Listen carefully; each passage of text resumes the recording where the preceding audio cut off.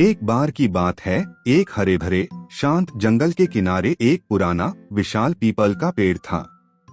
उस पेड़ की सबसे ऊंची डाल पर रहता था एक सफेद समझदार कबूतर, नाम था बाबू। वह हर सुबह सूरज की पहली किरण के साथ उड़ता और दूर दूर के खेतों से दाना पानी लाता। पेड़ के नीचे एक चंचल लेकिन अकेला बंदर रहता था, नाम था मिंटू।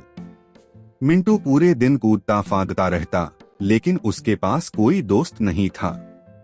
जंगल के जानवर उससे कतराते थे क्योंकि वह थोड़ा शरारती था।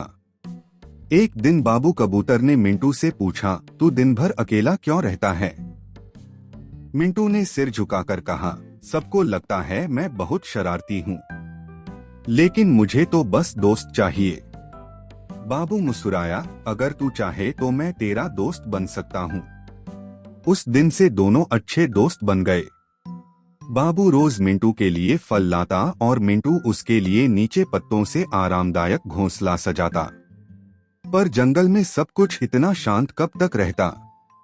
एक रात जब आसमान में काले बादल छा गए और हवाएं डरावनी आवाजों में बोलने लगी, बाबू ने आकर कहा, मिंटू मुझे कुछ अजीब लग रहा है। मिंटू ने हंसते हुए कहा, तू भी डर गया? चल घोंसले में आराम कर। लेकिन वो रात साधारण नहीं थी।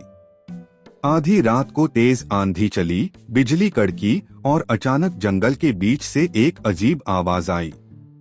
बाबू ने डरते हुए नीचे देखा, मिंटू की झोपड़ी उड़ चुकी थी और मिंटू कहीं दिखाई नहीं दे रहा था। बाबू ने उड़कर हर जगह देखा, पुकारा, मिंटू कहाँ हो तुम? कुछ देर बाद एक झाड़ी से आवाज आई, बाबू यहाँ हूँ, कोई मेरा पीछा कर रहा है। बाबू ने तुरंत झाड़ी में झांका, मिंटू कांप रहा था, उसके चेहरे पर डर था। पीछे से सूखी टहनियां टूटने की आवाज आ रही थी। बाबू ने बिना समय गवाए मिंटू को अपने पंखों में छुपा लिया और दोनों चुपचाप उस भयानक आवाज के जाने का इंतजार करते रहे।